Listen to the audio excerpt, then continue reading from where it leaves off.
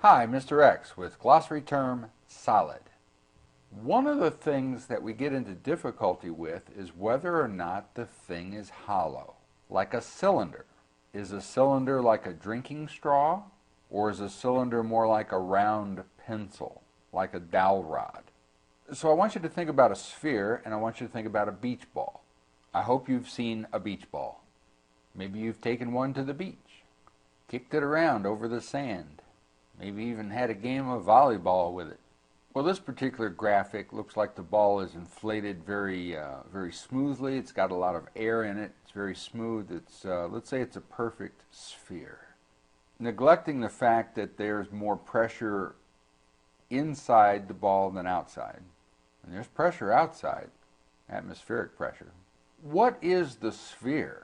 Now, a baseball is solid. It has different components. It has yarn and maybe a cork center or maybe a hard rubber center. It's got a leather covering with stitches in it. This is definitely solid. The question is this a solid?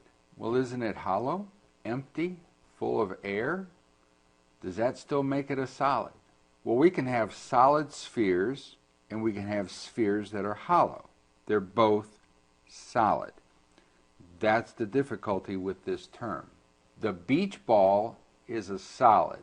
The beach ball is a sphere. A sphere is a collection of points equidistant from a center point in 3 dimensions. So somewhere inside the very center of this hollow beach ball is a point, and every point on the beach ball is the same distance from that point. That's what makes a sphere. And a sphere is a solid.